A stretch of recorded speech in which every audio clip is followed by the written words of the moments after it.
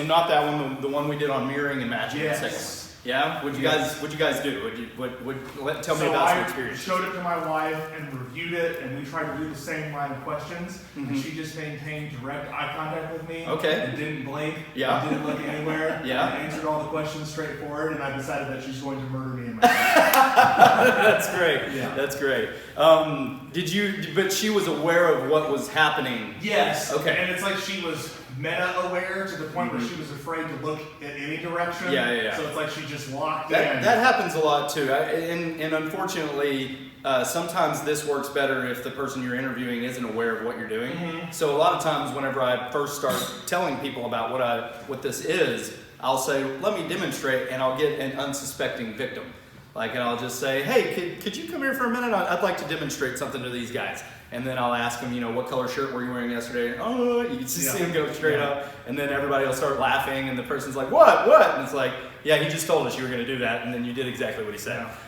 So there's sometimes if you really want to, you just catch her off guard. Ask a similar question when she's not expecting it, and see if you get a good beat on her. Yeah. And that way you'll kind of start to get a baseline that way. I'll try it again. What about you, Wes?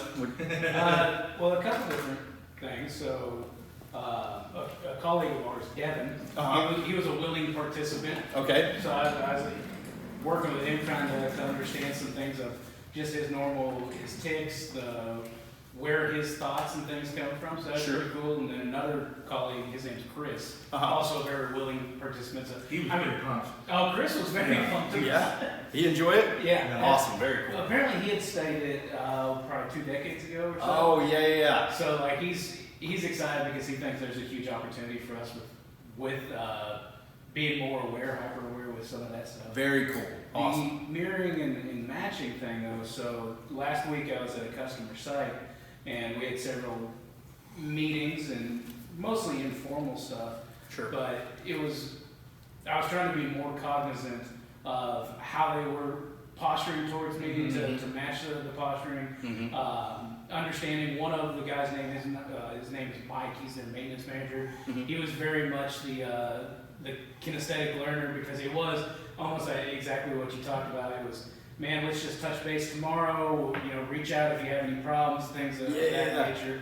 And then Randy, the engineering manager, the plant engineer, was very much the calculated and stuff like that. So I found myself I feel like I was better able to communicate with them. Yeah. With that, changing my language a little bit depending on who I was addressing. Very and then matching if somewhat turned away, somewhat turned open. Yeah. So I was trying, but that's the only I would consider opportunity. I think that's great. As long as you're becoming conscious of it, your brain is memorizing that stuff. Your mirror neurons are activating, you're picking up on stuff. Your brain is putting into its long-term memory through the hippocampus and the limbic system. So if you have an emotional reaction to that, your hippocampus activates and you begin to store that into long-term memory. It becomes more of a subconscious, unconscious behavior rather than something that you're having to think about. So I'm cognizant of it enough now to where when we were sitting here talking before you got going, you were somewhat turned away, and I found myself somewhat turned away from it. I was wondering who led who was doing it. So it's ruined me a little bit. Yeah, it's now, true. Halfway through a conversation, I started asking myself,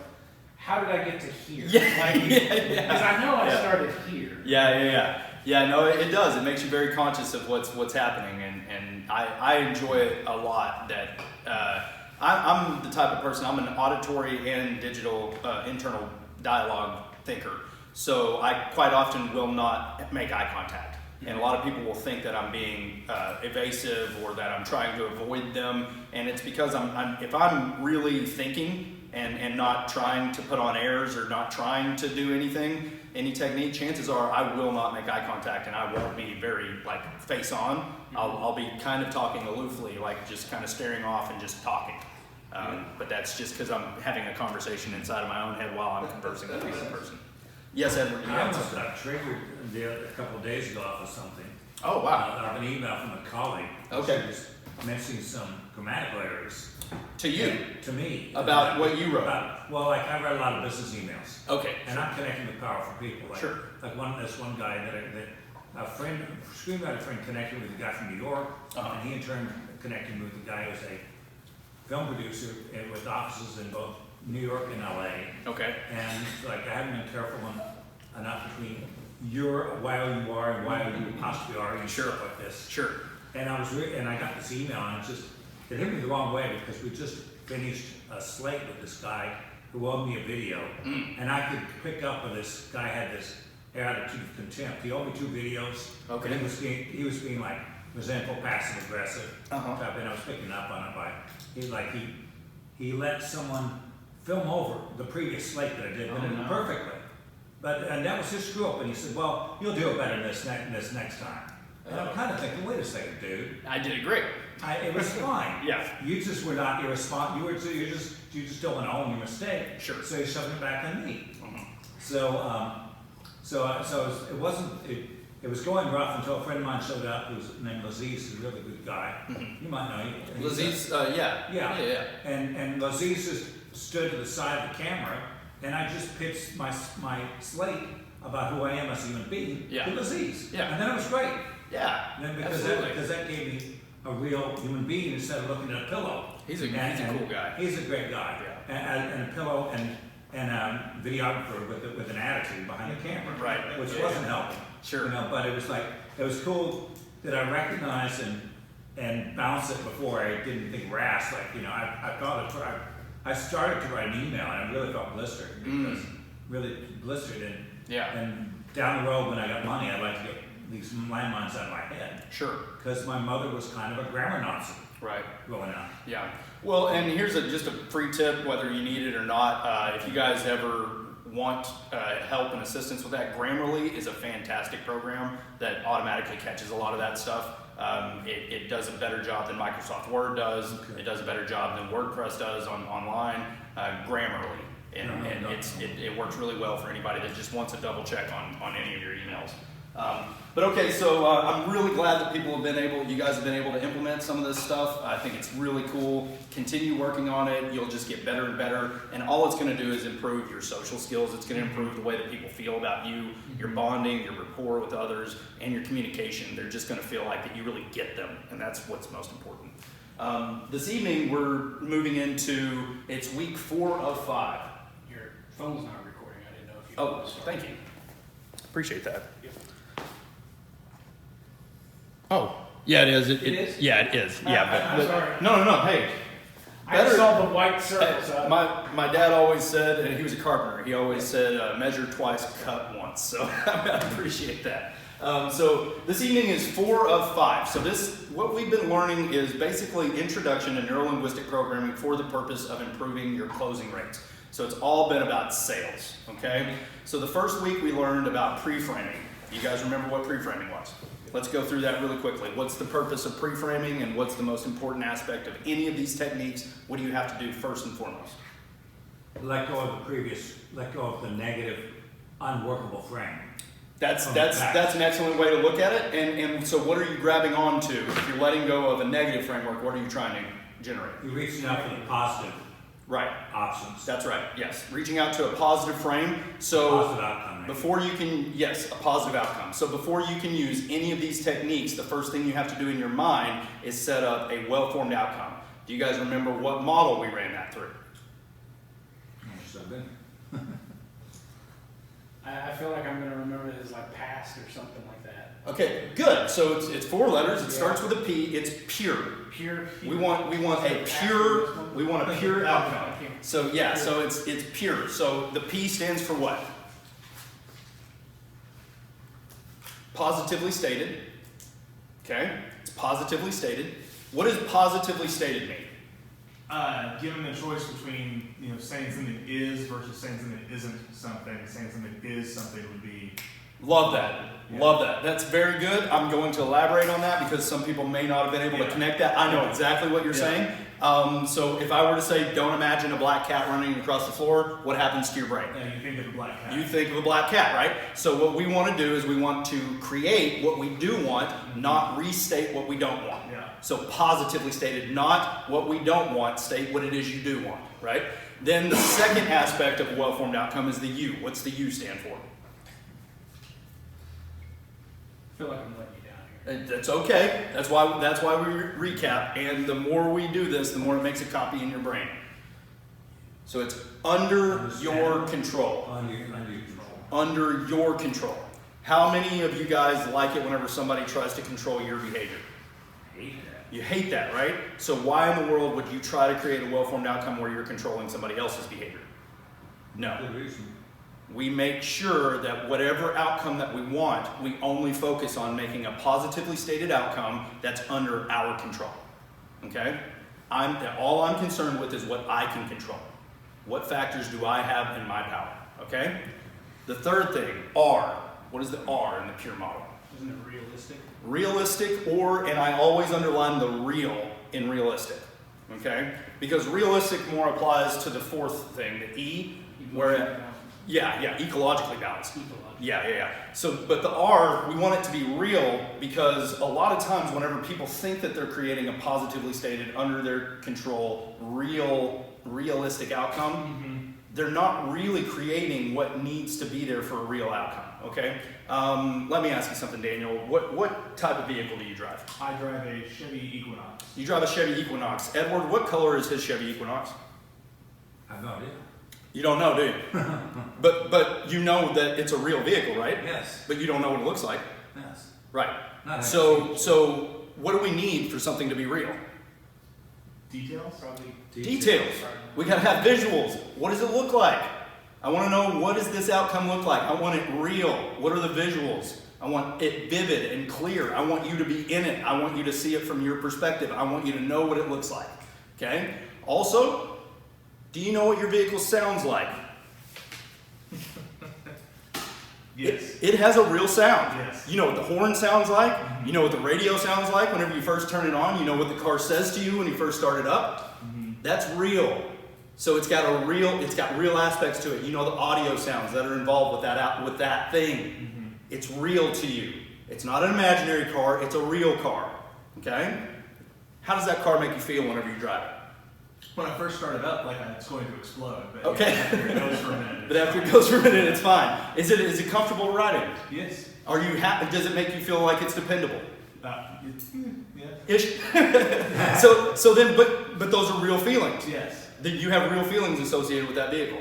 Okay, so we need visuals, we need the audio sounds, we need the feelings that I have whenever that outcome is realized. That's how you make it real. Okay? It won't be realistic unless you attach all the variables that we need for something to be real. Alright? Otherwise it's just abstract. And we don't want abstract outcomes. We want well-formed outcomes that are real. Realistic. Okay? Finally, ecologically balanced. What does that mean? That it's in line with what's your best interest or what you truly want at heart. Absolutely. I remember the example that you gave better than the explanation. Okay, go ahead. Which was the helping someone quit smoking. Yeah. But it turns out that she would share a cigarette or have a cigarette with her husband on the porch. That's right. Every evening. Mhm. So quitting smoking was not ecologically balanced because she loved that time with her husband. And stuff Absolutely. Like that. And it affected him too. That's right. He enjoyed it, and she cared about his feelings. That's it. So whenever something's ecologically balanced, it's not just good for you. It doesn't just fit. Also ask that in line with your best interest or what? In line with your best interest or what was the rest of that line?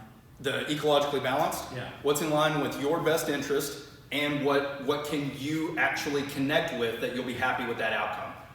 All the people that are affected, everybody involved, it has to meet all of those requirements so that it's ecologically balanced. How healthy is a pond if you walk up on it and the frogs are flourishing, but the moss and everything else is not doing well? Yeah. It's not ecologically balanced. Everything in the pond has to be doing well, and that way the health of the pond overall stays healthy, right? So ecologically balanced for you has to include everybody's well-being. What happens if, for some reason, you know in the back of your mind that your customer, your prospect, your client, or even your partner that you're working with this isn't in their best interest? Unequally balanced. That's right. How are you going to feel about yourself? Yeah, you're slimy. Like an exploiter. Are you going to actually try your best to get that outcome? No. So what's going to end up happening? It's gonna bomb. Self-sabotage. Self-sabotage. Yep. Well-formed outcomes have to be ecologically balanced. I have to actually believe that this outcome is best for everyone whenever I'm forming it. Okay? So positively stated, under your control, real, and ecologically balanced. Everybody good with that? None of these techniques work until you have set up, this is what I want to accomplish using this technique. We need a well-formed outcome.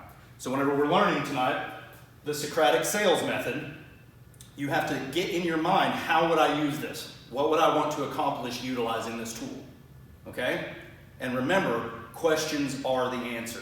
No matter how much you want to start filling in for people and helping them answer the questions, shut up. Unless you're asking a question, this is not your time. This is their time. Okay? To be a professional, to be kind, to be courteous, to be the best at what you do, you have to ask question after question after question to help this person get to the results that they want. Because if it's not their idea, they're going to think that you sold them. They need to sell themselves. Okay? So questions are the answer. This is how we rapidly discover the personal, emotional needs of whoever it is we're dealing with. Okay? So the first thing we're going to do is set a positive emotional state. Every time you work with me, we're going to do this, okay? Why do we set a positive emotional state? Higher learning. That's right, higher learning. Explain that for me, Wesley. You said in a positive state, you are more likely to absorb and retain the information. That's right. Yeah, that's right. So I want you guys to do an experiment real quick. I'm going to give you an anagram. I want you to unscramble it and turn it into another word, okay? So I'm going to give you about 5 to 10 seconds here. I'm going to give you a word, and I want you to unscramble it. If you need to write it down, make another word out of it. Melon.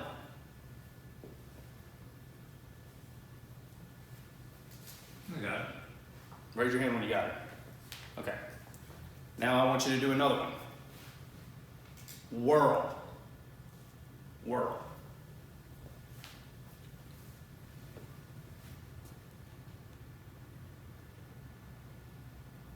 One more.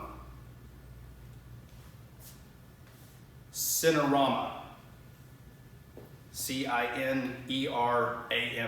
Cinerama. Got it? Okay. Okay.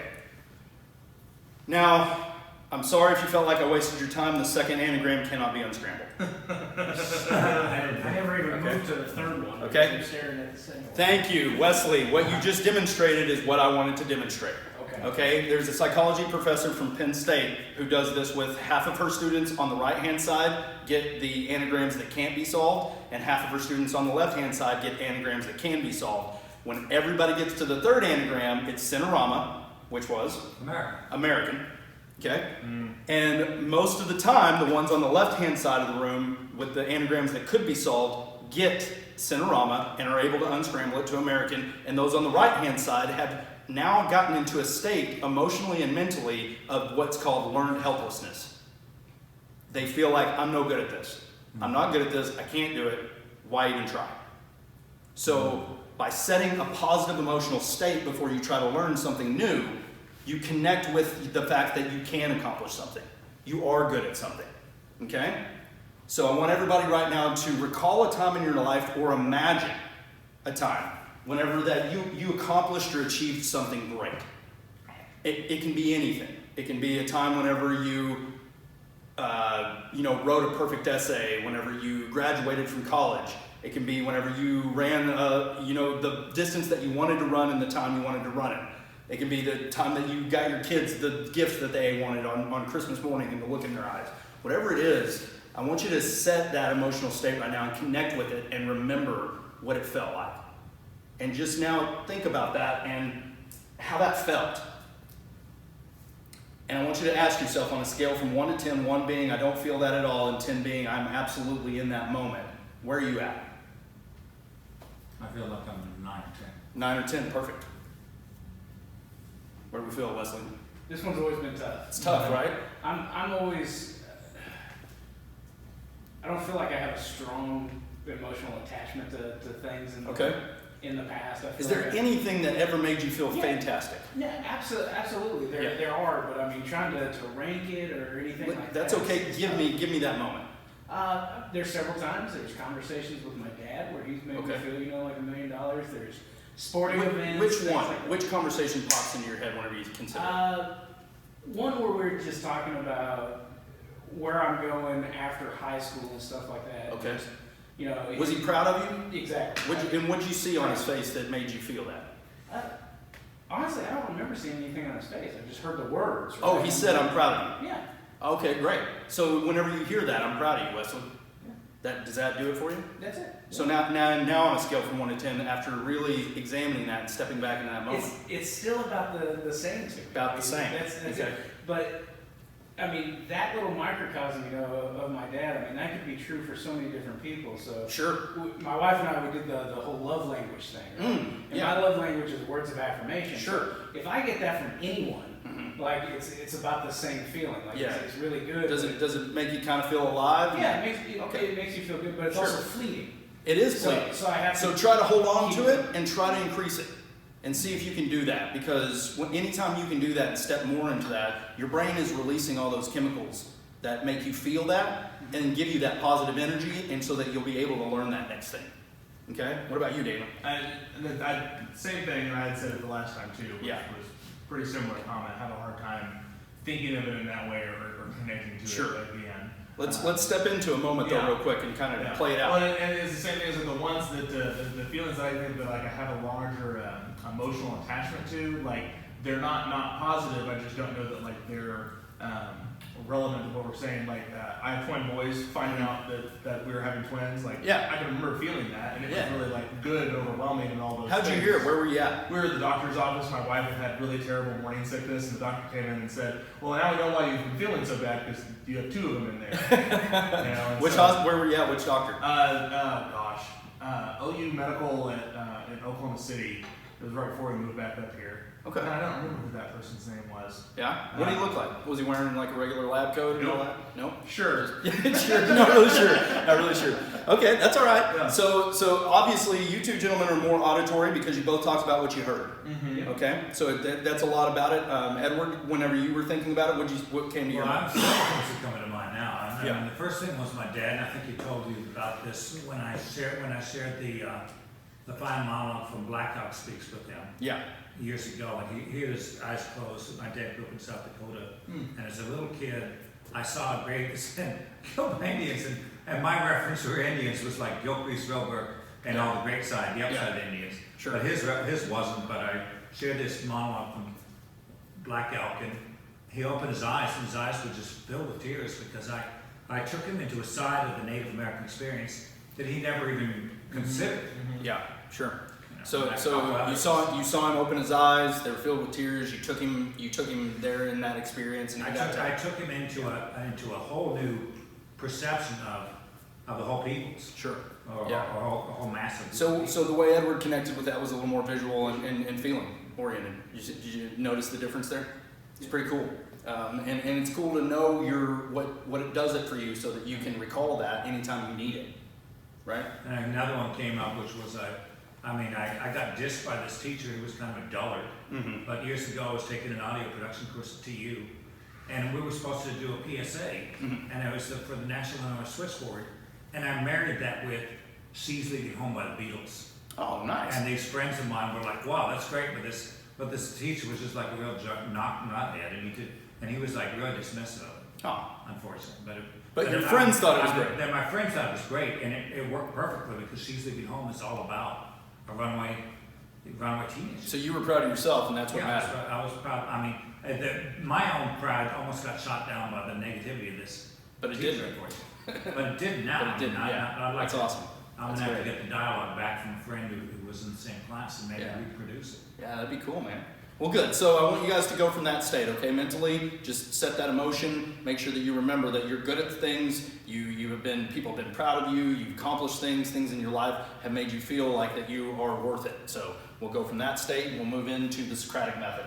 The Socratic method is a form of cooperative argumentative dialogue. Argumentative in this sense just means formal argumentation, okay?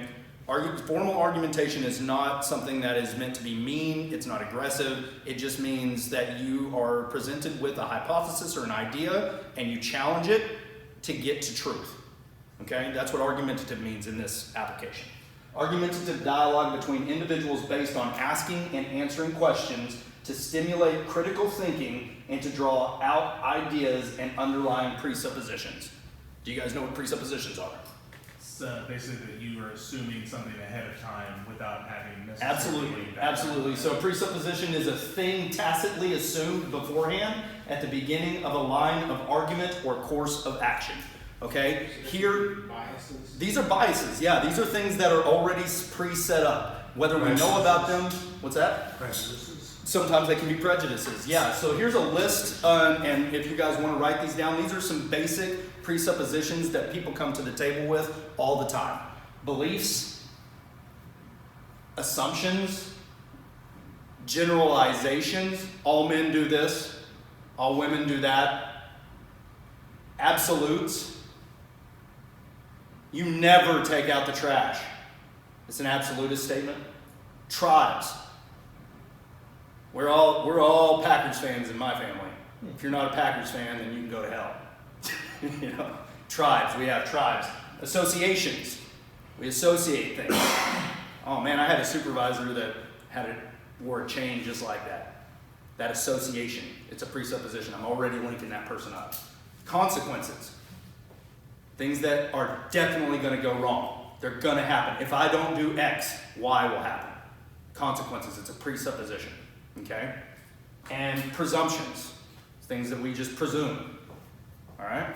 So these are all things that people can bring to the table, and these presuppositions are things that we want to challenge using the Socratic method in ways that are kind, they're professional, and they get to the root of why do you believe that? Why do you have that presupposition? Okay? So the Socratic system has 4 areas that we're going to uncover this evening. Okay? Now, these are the resources that are necessary for a successful transaction. It doesn't matter what it is that you're trying to sell, whether you're trying to sell a vacation to your wife, whether you're trying to sell insurance to a client, whether you're trying to sell a house, whether you're trying to sell your product or service. It doesn't matter what it is. There are 4 different needs that are absolutely necessary to uncover using the Socratic method in order for that transaction to be successful. Okay? The first one is their personal emotional need. Whoever it is that you're talking to, you have to uncover their personal emotional needs. Most often, that question comes up as, why right now? why are we talking now? Why of all the times, why now? There's a personal emotional need that caused this meeting. For us to have this conversation, something drives the now. Okay? The urgency of it. Why right now are we having this conversation? Help me understand that. The second one is identify the timeline. How soon, when does this need to be resolved? How soon? What's our timeline like? What kind of time are we working with? I know we're having the conversation now, but we're having the conversation about a solution that's got to happen at a certain time in the future. 3, did I mess up something? No. We have a very similar thing from our training, from Okay. HubSpot training that we Awesome. have printed out on our board, and it more or less aligns with Pretty similarly with this. Whenever I'm trying to, before I hit send on the email, Yes. I will consult basically this list and say, format. did I get something from here into the email to make sure that I'm trying to drive Boom. Perfect. forward? Fantastic. Yeah, I still don't remember what any of those stand for. That's I what almost never will move. I will never move into these bottom 3 until I've done this thoroughly. Yeah. Okay. Number 3, identify the need and the energy. How big is the problem, and what's the ultimate outcome if it doesn't get resolved? Okay. What's the need? What's the energy level? How much energy is this sucking from the company, the person? What's the need? What's the urgency? What's the outcome if nothing changes? Okay. And finally, money. We have to know what's the budget, how much money are we working with here, and who decides to write the check? Who's in charge? We have to uncover those 2 things whenever it comes to money, or else we're wasting our time. Okay? All right. Now, What was the last one? the last one was identifying money, what's the budget, and who decides to write the check, or swipe the card, or give the cash. All right, now we're moving into the most important part of the Socratic method is how do we build trust in order to ask the tough questions? Okay? This is the secret sauce. Anybody who uncovers and learns how to use these will become a master at communication. Anybody and everybody will be happy to give you their deepest, darkest secrets. These are called buffering statements. Okay? Buffering statements. Now on the sheet, I wrote on page 3, buffering statements are used to gain trust, remove pressure, and ease tension in situations that typically make people feel uncomfortable. Okay? This enables a conversation to move forward in a productive way where true emotions, needs, and resources can be shared. Buffering statements will make everybody crumble and be open to giving you whatever you want. Okay? It may sound crazy, and I'm no expert. These are all ways of gaining trust, building rapport. People are okay with people who don't come in and be like, hey, I'm your answer guy. I've got all the solutions. Let me ask you a question. That's a powerful one. Let me ask you a question. Correct me if I get anything wrong. Stop me if I'm missing something. I know you already know this. You're great at your job. I know you already have this down.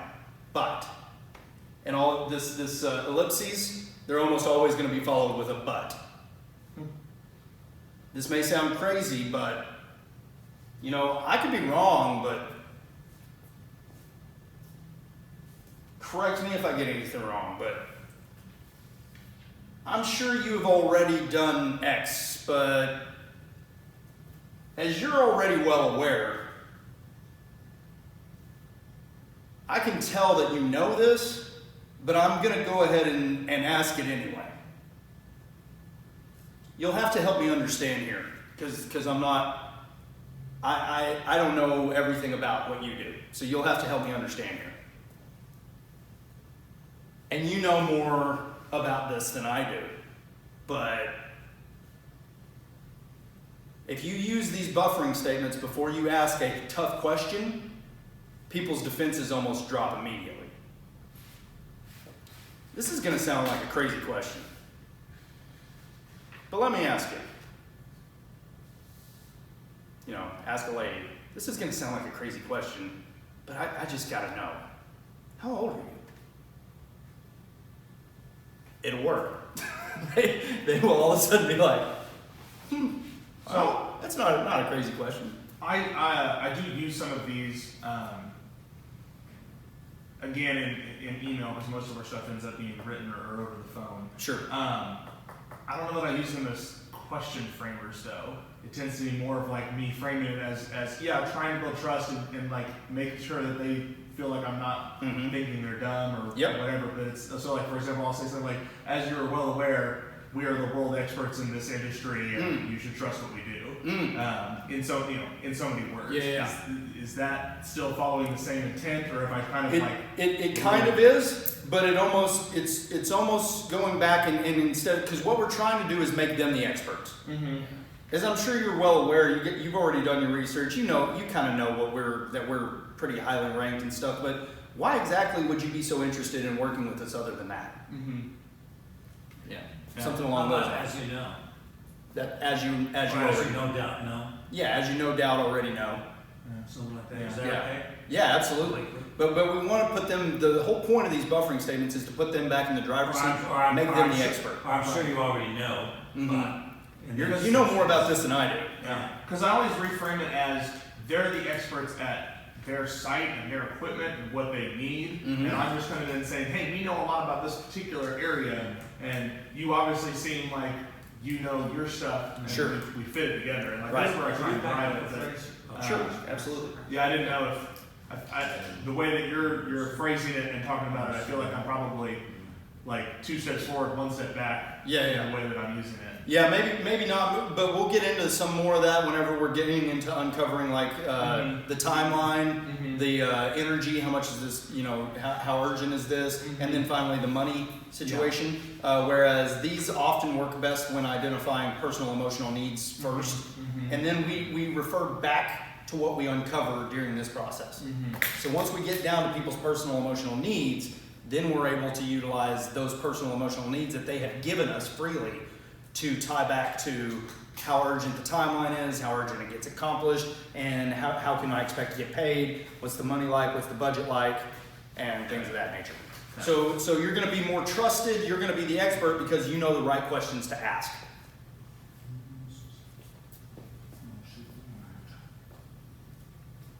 This seems like something that is, there's a narrow line here in tone it has to be. Tonality is key. You're absolutely right. Yeah, tonality is absolutely crucial in So I can conversation. imagine turning someone off pretty quick if Absolutely. if I come across too brash saying this.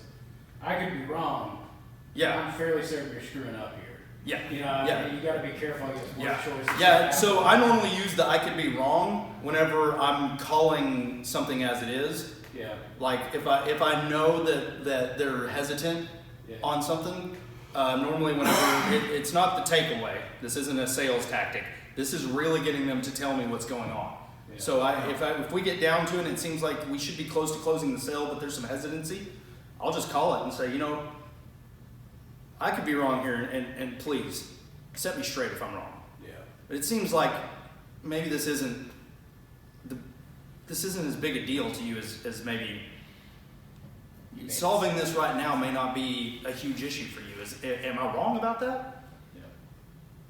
And now I'm going to get exactly what's going on. They're going to reveal to me where the hesitancy is coming from. Okay. All right. Did you get that, Edward?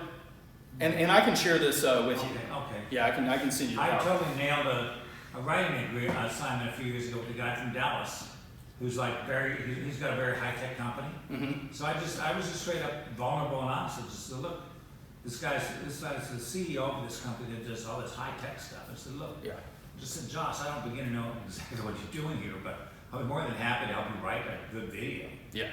And totally nailed the deal. That's awesome. And I said, and I'm happy to split the credit with you. Yeah. So and I'm happy to do that with almost any type of business. For because, sure. like, I don't want to come across as like Mr. Know-it-all. Right. When there are some fields that are like super technical work. Yeah. It's their bailiwick. It's not mine. Yeah, the guru era is over. People don't want that guy anymore, or gal. They want somebody who's going to ask them their needs, help them uncover their needs, and get to it. Okay. So the pen push is what I call it. This is the personal emotional need push. We want to push them into giving us the personal emotional needs, and this is in a kind, professional, and powerful way. Okay. Kind, professional, and powerful. That's what we want to be. Okay? So we're going to identify why now. That's the first thing we got to do. When we reach out, I've seen it looks like you're looking a lot on our pages. Looks like you're really interested in some of the products and services we offer. Just out of curiosity, with the increased traffic, why now? Why are you looking right now? What's going on? How did you get assigned to this? Like, out of all the people that got stuck with this job, you could have been doing anything today. How'd you get stuck doing this today? Why you? What's going on? And then they're going to identify exactly what their job is, what their role is, why them. You might find out that they're not anybody, and that you really need to be talking to the next person down the line. You don't want to waste any more time with this person than you have to, right? Why today, though? Like, I know you said that this is something that's been on your desk for a couple of months, but why today? Why is today the day that you reached out? Why is today the day that you might be ready to start talking? Why does today seem like it's important? What happens if you don't find a solution? What's the outcome?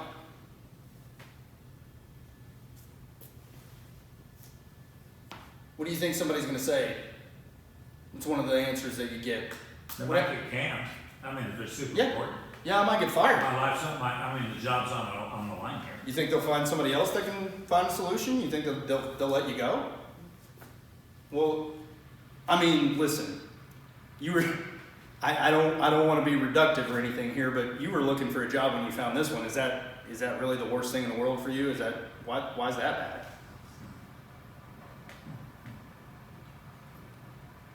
Well, because if I lose my job, I won't be able to pay for my house that we just bought, and we're getting our countertops redone. Now I'm starting to get to more of their personal emotional needs, why they need this job. Why do they care to get this done? Why does it matter for them? Okay? Well, if that were to happen, then what?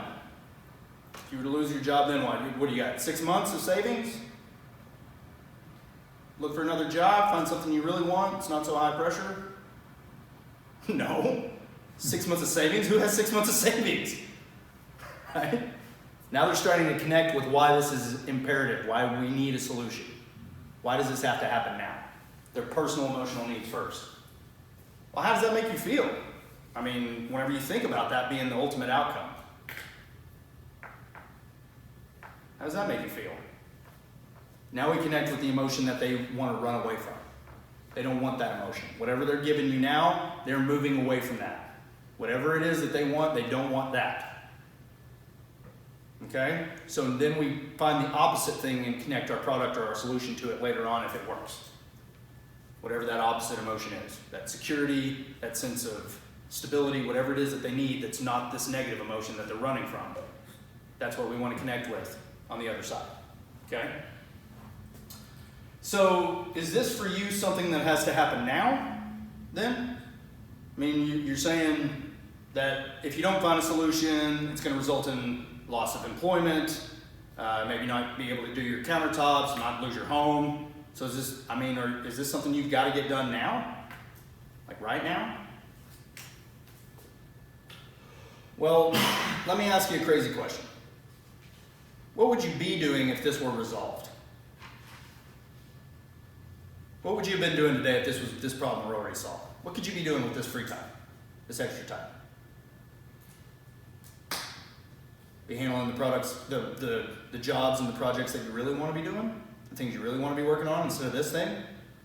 What else would you be doing? What would be going on in your life if you weren't doing this? A little more peace of mind. How would your life look like if this weren't an issue? Yeah. How would it look if this weren't an issue anymore? If we were able to resolve it, then what? Does that make sense? It does. When I first read through that, though, it seemed like a random list of questions. It does, right? And Yeah. As you started going through it, I even put a note on my page. I mean, that is it's a progression. I mean, It is. the entire way. Yep. Moving forward through it. So. Yep. Not all of these, I think, apply specifically for what we're doing, maybe. Yeah, no, you've gotta even, you'll find a way to just kind of, kind of manipulate it a little bit to where it fits into your industry, get it to where it's a question that you would be comfortable asking that would really get you what you're needing, because as long as it gets to their personal emotional needs, what's driving them, what's making them do this. See, I see this list working incredibly well for the consumer space. Yes. Because why today? Why now? Like what now? Yeah. In our space, more business to business, like that whole, why today though, is probably more pertinent than how did you get talked into doing this today. So I mean, I think that we have to modify it for ourselves. You'd be surprised with whoever's making the contact or making the phone call that they do have a personal reason they're doing this. And uncovering that is how you get to who's really going to be the decision maker, who's really going to be, because once they start identifying that this is an emotional need for them, they're going to be a lot more willing to give you up the information that you need to get to the decision makers, to get to whatever's next. Okay? Because they right now it's just a job, but whenever you connect it to personally, emotionally, why is it compelling for them to move forward with the solution, then you'll start uncovering the real driving factors behind what's going on. And that's what you want. Yes, you can become their hero. That's right. You want to be their hero. You want to be the professional that solved their problems. Solve their problems, which are That's right. Which is stalemated them at the moment. Because, I mean, think about it. You guys have reasons that you go to work. They're personal. They're emotional. It's not the project. It's not, I'm an engineer. You know, there's something that drives you to get up and go to work that's personal and emotional to you. And whoever you're talking to, they do too. And we want to know what that is so that we can move on in the process and they can trust us. Yeah. Next, timeline. Timeline for a solution. We have their personal emotional needs. You've written them down. You know what's driving them. You're going to bring them up through the rest of the process. Whatever their personal emotional needs are, you are going to refer back to them. How soon?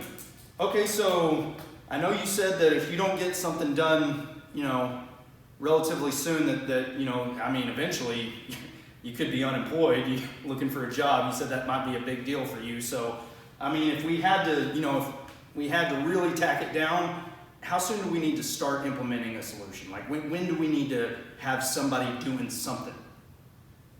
No more back and forth emails or anything. Like, when do you need somebody starting to work for you to get this thing solved?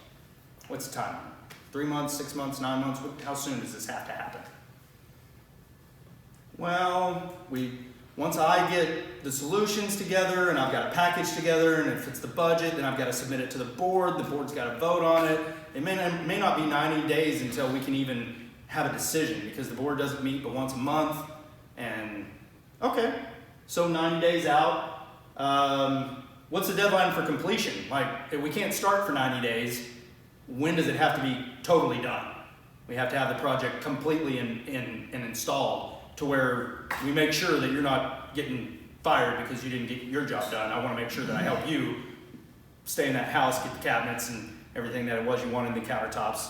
I don't want to put your job at risk at all. So if I can't do it and my guys can't get it implemented in time and completed in time, I don't want to waste your time. I want to get you on down the road to the company that can put it in time. So if you can't get it approved till 90 days, then when does it have to be completed? Lets me know what the timeline I'm working on, how many guys it'll take. It'll help us all with budget, make sure that nobody's wasting your time. I would never want to waste your time. What are the timeline challenges? Does somebody else have to finish a job before we can start and you don't know about their timeline? What are our timeline challenges that we're working with? Who are we waiting on? You know? I know that not all this is under your control. You're not out there in the field getting everything done yourself. You're not the one having to do everything. What are our other challenges so that I can try to see if we can find solutions to help you work around those? Are there any other issues I need to know about as far as time goes? Anything that I mean, you know your industry way better than I do. So are there anything else concerning timeline that I need to make sure and make note of and include in this proposal before I start working on it? I definitely don't want to leave anything out and put your butt in a sling and have you worried about that unemployment line and finding you a downgrade into a condo, something like that. Referring back to the personal emotional needs, whatever it was that they gave us, right? Does that make sense? You guys good? Okay. All right, moving into energy needs. Whenever you're thinking about this now, how big is this problem for the company? Because I already know their personal emotional needs. Okay? Now, how big is this problem for you as a business? Would you think you're going to make $15,000 more in sales next month if you were to get this done? Like, how big is this problem? Let me put this another way. Maybe I'm not being clear. How much or what's being wasted, like dollar-wise? What's being ignored? What's being lost while this isn't being solved? Like, if you had to calculate every day, how much money's going out the window? That'll help us a lot with budget. So we have some good numbers and a tool that helps us more or less answer this question for them. If they're willing to share a little bit of data with us. Sure. But it sounds like the way you're saying it is we should first ask them if they even know. Because Yes. if they already know, they might think it's even more than what we would come up with. Absolutely. Downgrade it. Absolutely. And for you, you might be shooting yourself in the foot because this will let you know where they're at mentally. Yeah. How much money is going out the window right now? Like what's being lost, what's being ignored. I mean, whenever you consider employees and your machinery, whenever you consider how much time you're spending cold calling every day, like how much is being lost to you? We had a guy who left us earlier this year, and he was very good at getting to the cost benefit analysis discussion. And tended to use it as a hammer. We've not done as much with that since then. I think this would be a good way to. If they start giving you dollar amounts, and then you can implement the tool and go, well, hey, this may sound crazy, but I've actually got a tool, and I might be able to give you a little bit more accurate analysis. Would you be willing to share just a few numbers with me, and maybe I could let you know exactly how much is being lost. Maybe it's not a big deal for you, and maybe it's not time to do anything, but maybe I could help.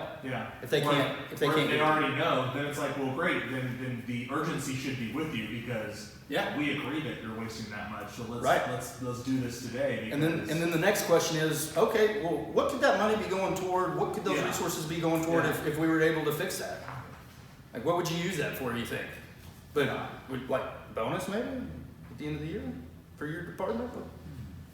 What might happen for you? Like, get a percentage of that? I mean, if we could resolve this pretty soon, maybe Christmas starts looking pretty good for you guys, huh?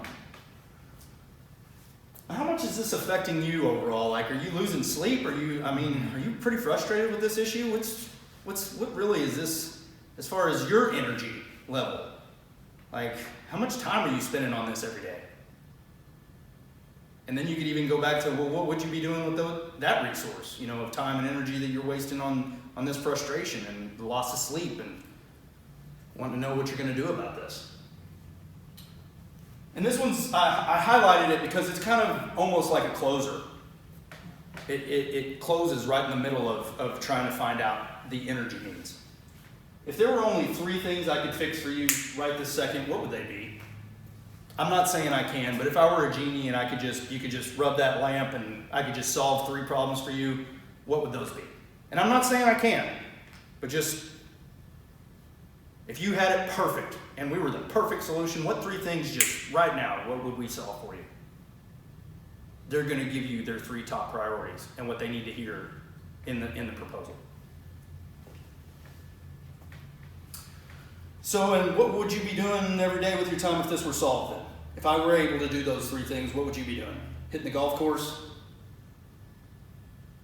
Doing a little more work one-on-one with the employees that are needing some help? What would you be doing that you want to be doing right now that you're wasting on this? Okay, so what happens to you personally when this is resolved? Because I'd love to make sure that we get this resolved for you in a way that this benefits you. How do I help you? How does this help you personally? You start getting to some more of those personal emotional needs, referring back. Hey, maybe upgrade those countertops to that real nice granite you wanted, huh? That might be something. How do you feel about that outcome? How does that make you feel? Oh, it makes me feel great. I'm excited about it. Yeah? Great. I'm excited about it too. I'd love to be able to produce those 3 things for you, and if I can, and you are excited about it and you do think it's great, is that something that you think you'd be able to help us get moved along in that timeline that you said needed to be done, get it to the board in the next 90 days, get that decision maker to know what's going on? Is that all stuff that makes sense to you? Yeah, actually, if you could solve those 3 things, I would be excited about that. That would be great. I would love that. Money. How much is it and who has it? Right now, just considering, the profit and loss analysis that we did and how much money's flying out the window, we said it was how much? Yeah, okay, so we agreed upon that, it was how much. So what do you think the budget's like to resolve this then? Like what are we working with to implement the product and the service that you're needing? What are you guys thinking? Because I'm not gonna waste your time. If we're way outside of your price range, I'll try to find some people that may, there's other competitors out there that maybe can produce some, I don't want to say cheap, but more affordable options that might work for you. But if we're way outside your budget, I'm not going to waste your time, obviously. So what's the budget look like for solving those 3 problems? You said they were, number 1 was what? Number 2 was what? Number 3 was what? Okay, so. The Peter Falk. Yeah. So what was the? So what was that? So We had those 3, those main things. If I could solve for you right now. So what's the budget like if those 3 things could get solved? Okay. So who along with you is going to make that final decision? Who all's going to need to be in the room? So that I make sure that everybody gets a copy, or that I touch base with everybody. I don't want to leave anybody out of the loop. So I'd hate for you to run around, do all this work, us work on these solutions together, come up with a plan, and then not get everybody that needs to make the decision in the room at the same time. So is it a board? Is it who's your boss? You know, who along with you? We're going to assume that they're involved in the decision-making process, makes them feel good about themselves. Who along with you is going to make this final decision? Because once I put a proposal together, I'd like to go ahead and, I don't want you doing my job. You know, I'd like to make sure that I'm in the room with the decision makers. You don't want to do my job. Believe me, it's boring. You got your own job to do. I'd like to be in the room with the decision makers, and I'll do the job. So who else is going to be in there? How do you prefer to pay invoices like this? Do you typically do it all lump sum up front? Do you do half? What do you guys normally do? Credit card, check? Like, how do you normally do those type of things? This may be more to consumer, may not be as much for business to business. Okay? But sometimes it is. Like, sometimes you do need to know. Like, do you guys normally pay those 120 days out, or what's that like? I was gonna say ours is the other Yeah. usually the back end of this. Yeah. It's terms, it's conditions. Right. Yeah. And that's all contract stuff. Invoice first. Yeah. Yeah. I think Debbie's still confused about what happened today. I'm a little confused. It's okay. This is great stuff. I moved with the past week. Also, another cool thing that's going to happen is I have a friend who's a venture capitalist, Okay. and I'm Yep. assisting with my 2 colleagues and I are assisting him with a screenplay written by a guy that he represents. Mhm. And his website is like read, boring. And I suggested the possibility that you know I could make it more cinematic and engaging. And he seems to be all over it. But this is all great food for the fish for the mill. Absolutely. Yeah. And then you know, about midway through, is there anything I'm missing as far as money or budget goes that I need to know about? Is there, like, do you guys is it third quarter, you guys shut it off, like fiscal year end at the end of November? What's the issue here? Kids' college tuition's coming up, whatever it is, you know. Is there anything else that I wasn't considering that I need to know about now that will just help with all of this? Listen, I don't know about you, but I have this lady that works in my office. Her name's Nancy. And Nancy is an amazing person, but she can kind of be a pain in the ass. If anything, if we can't get the comfortable chairs, if we're not going to get an extra vacation day, it's going to be because of Nancy. Do you have a Nancy in your office? Is there anybody that's going to prevent us from getting this done? Find out who's going to sabotage you. Okay, early on, because we want to get Nancy on our side. If there's a Nancy that's going to be in the room, we want to make sure that we talk to Nancy and we go through the same system with Nancy. Okay? Does that make sense? Don't want to. Who's going to torpedo this deal? Right, you don't want to saboteur the blitz in the whole thing. That's right. Yeah, absolutely. At the last moment. So this is going to sound crazy, and I only want to know for me. Don't think that I'm going to try to use this to, you know, the numbers are the numbers. If our proposal doesn't work and you have to go with somebody else, we totally understand. Mm-hmm. But what's the most appealing edge to you that our competitors might have over us?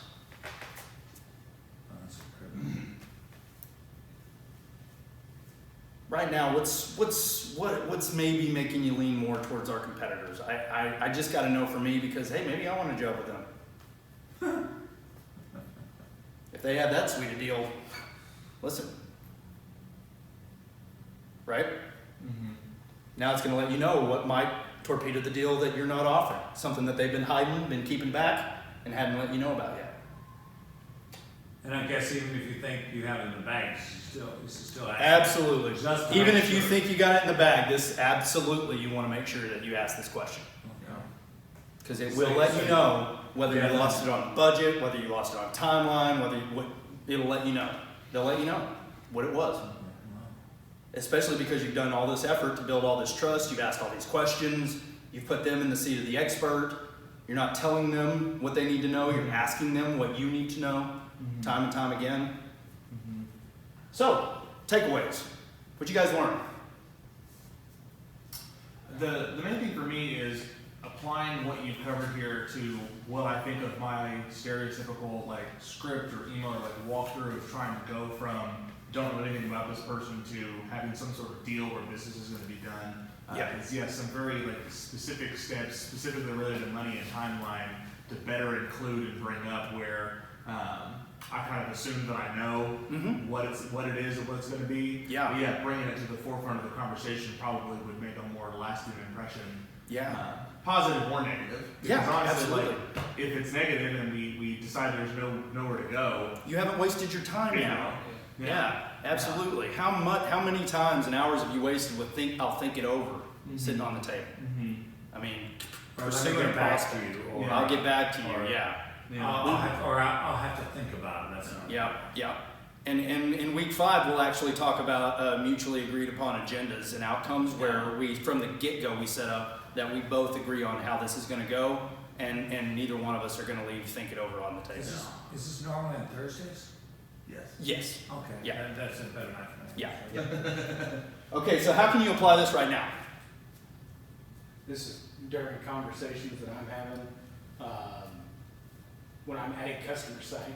This is gonna help me from my side, because while mine is not a overt sales role, I am a consultant, and I mean there is that underlying sale to Absolutely. push. Yeah, any consultant that's worth their salt asks way more questions than they provide answers. There you go. And they allow the other person to give them the answers that they need in order to really provide the service that that person's looking for. Yep. So what does that help you do? It helps you to be more client-centered Yeah. in their shoes, and they're actively listening for and speaking into their needs and their concerns, I guess. You guys ever heard the term commission breath? It's what happens every time you step foot on a car sales lot. You smell commission breath from a mile away. What can I do for you today? Yeah. That type of thing, yeah. Whenever you're using this method, nobody ever smells commission breath. Because you're not selling them, you're asking them. What can I do for you genuinely? How do we help you? How do we solve your problems? Why is that a problem? Help me understand that. When does this need to get resolved? Like, how soon is it? How urgent is it? Are you losing sleep over this? Are you frustrated with this? Is this a real problem? What could you be doing with that money if not this? Help me understand. Like, why me? Why now? What's going on? Help me help you get to the bottom of this so that we can find a solution that works, so that you don't have to make another damn phone call. How does that make you feel about that?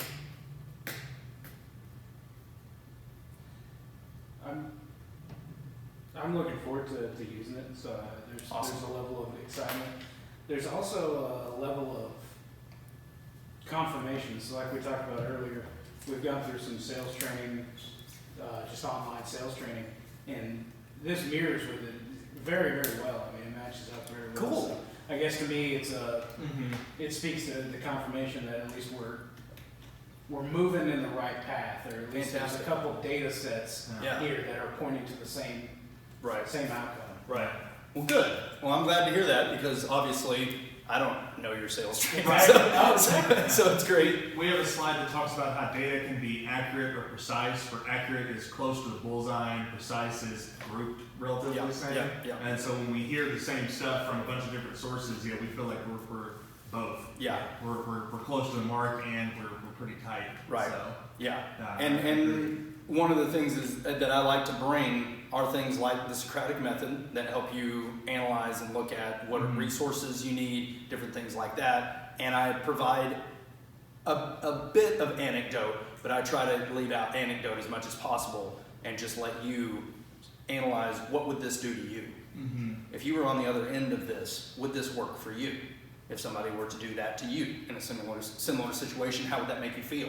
Would it make you feel like that you were listened to, that somebody showed up that actually cared, or would it make you feel like that all they wanted was a sale? Does that make sense? This is good. Awesome. I love this.